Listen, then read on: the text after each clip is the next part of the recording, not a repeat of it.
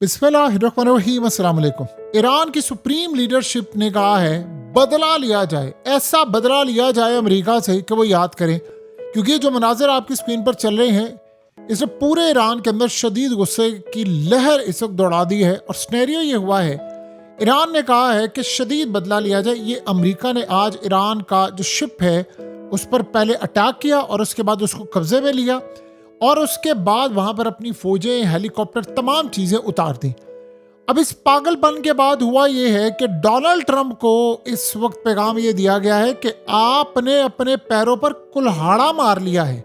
ये इतनी घटिया हरकत आपने की है कि आपने अपने पैरों पर कुल्हाड़ी इस वक्त मार ली है, ये इतने बुरे मामलात करके। उसकी रीजन ये है कि आपकी इस हरकत की वजह से अब ईरान इस वक्त शदीद अटैक करने के लिए जा रहा है। सब बंद गली में दाखिल इस वक्त हो चुके हुए हैं, किसी को कुछ समझ नहीं आ पा रही कि करना क्या है।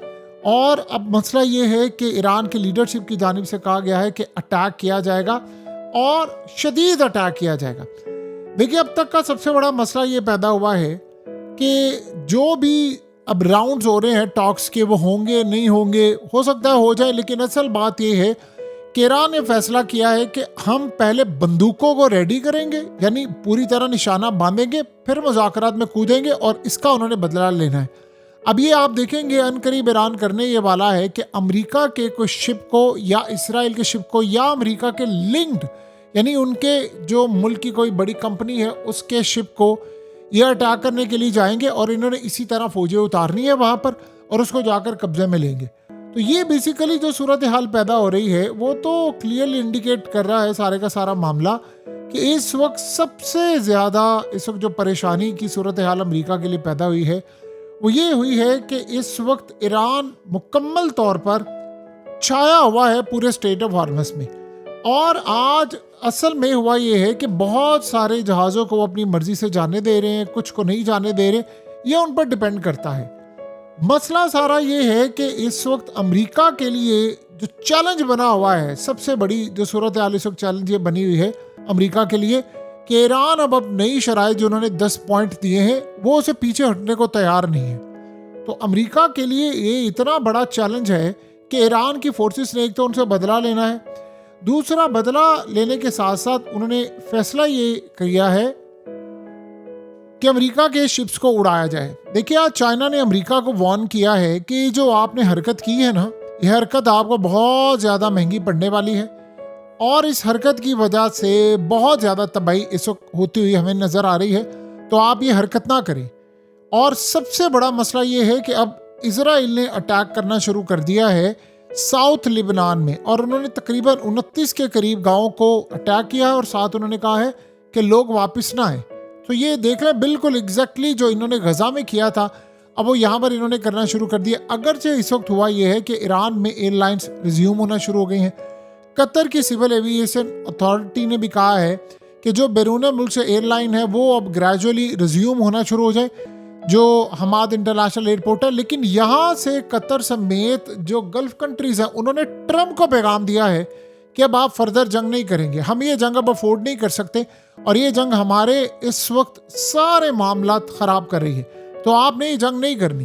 अब इतना प्रेशर ट्रंप पर इस वक्त इतना ज़्यादा आया है कि कोई तहादी उसका साथ नहीं दे रहा, पागलपन की बहुत क्रॉस कर रहा है, अटैक उन पर अब होने के लिए जा रहा है और टॉक्स जारी हैं। और पहली दफ़ा ऐसा हुआ है कि टॉक्स ईरान इस वक्त दबोच कर रहा है अमेरिका की गर्दन और सारे का सारा स्नेरियो इस तरह बनता जा रहा है कि ईरान ने जो नई शराइत इसमें ऐड की हैं वो अमेरिका के लिए बड़ी ख़तरनाक है। जो ईरान को पाकिस्तान या तुर्की या दीगर की जानिब से कहा जा रहा है कि आप ये मामला को बेहतर करें, जो प्रपोजल दिए जा रहे हैं ईरान उनको रिजेक्ट कर रहा है। उन्होंने कहा रिजेक्शन है। आपको पता है एक और भी चीज़ ऐड की है बड़ी अजीबोगरीब। अमेरिका ये कह रहा है कि जो भी मुज़ाकरात के लिए सामने आए वो अथॉरिटी लेकर आए कि जो डील होगी वहीं पर बैठकर फाइनलाइज होगी। असल में हो क्या रहा है, ईरान की जो लीडरशिप है आपको पता है एक तो वो मारी जा चुकी है, जो बाकी लीडर्स आगे वो है मुश्तबा खामनेई, वो पर्चियों के जरिए बात करते हैं। ये चाहते हैं कि ईरान की जो भी लीडरशिप मुज़ाकरात के लिए जाती है उन्होंने आगे जाकर ईरान में बातचीत करनी है और पर्चियों के जरिए जो मामला तय होने उस पर बातचीत होगी सारी।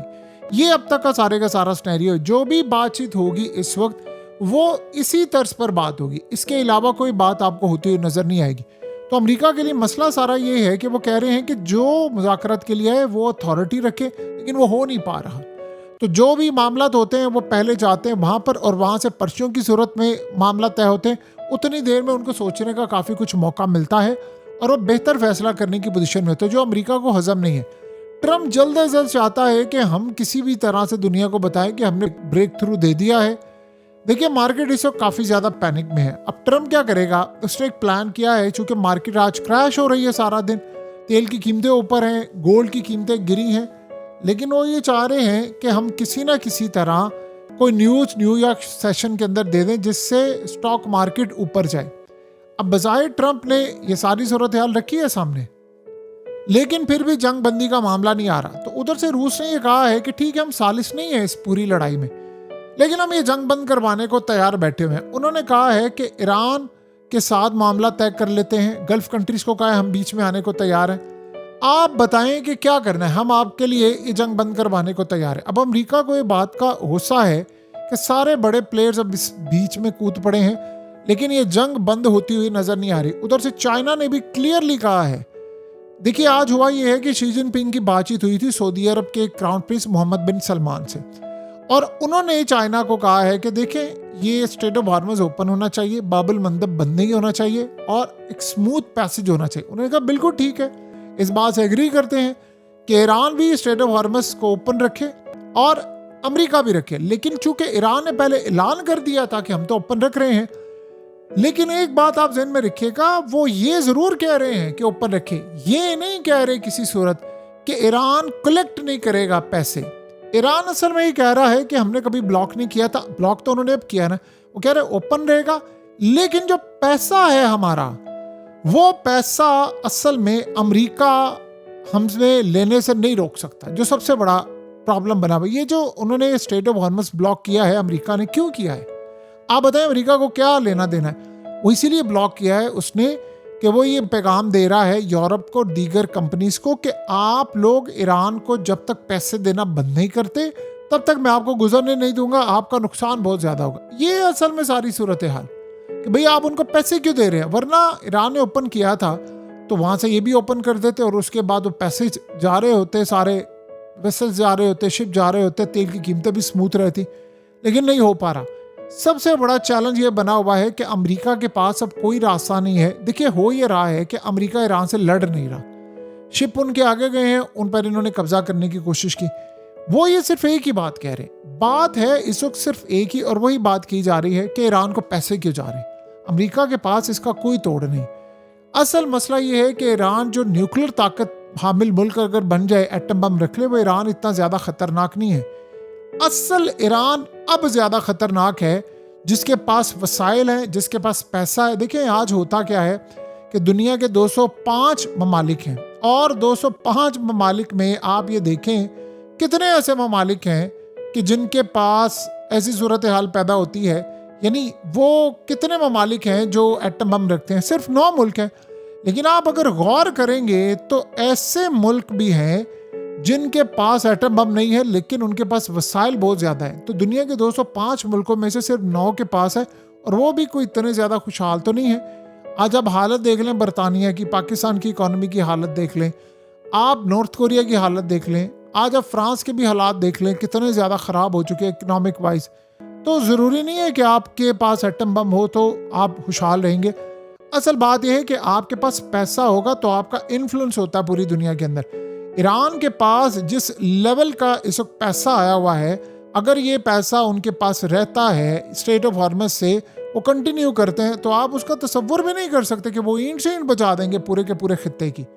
ये असल चैलेंज इनके लिए बना हुआ है कि ईरान के पास पैसा आ गया तो बहुत सारे ममालिक, देखिए मिसाल के तौर पर अब ईरान यहाँ से अगर 500 से 700 अरब डॉलर कलेक्ट करता है, तो कई ममालिक ऐसे हैं जो 2-2, 1-1, 3-3 अरब डॉलर के लिए तरस रहे हैं। तो सोचें ईरान अगर 50 अरब डॉलर मुख्तस कर देता है इन ममालिक के लिए कि इनको मैं एड दूँ, पैसा दूँ, इनको अपने साथ मिलाऊँ, कितने ममालिक ईरान के मकरूज हो जाएंगे। ये वो चीज़ है जो असल में ईरान इस वक्त चाह रहा है कि ये हो जाए, और यही असल में वो पॉइंट है जिस पर ईरान इस वक्त मामला तय करना चाह रहा है। बहरहाल अब आने वाले वक्त के अंदर हालात ये बता रहे हैं कि अमेरिका काफ़ी ज़्यादा इस वक्त परेशान है, और अपसेट है, इजराइल भी अपसेट है कि हमसे ये चीज़ रुक नहीं पा रही, किसी सूरत इनसे ये चीज़ नहीं रुक पा रही कि इसको कैसे मैनेज करेंगे।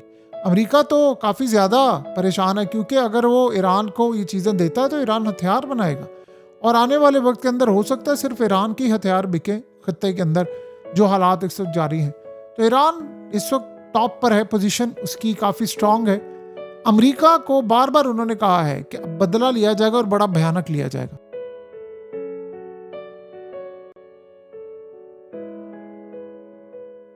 हकीकत टीवी को सब्सक्राइब करना मत भूलें, वीडियो को लाइक करें, शेयर करें और कमेंट सेक्शन में अपनी राय का इजहार ज़रूर करें।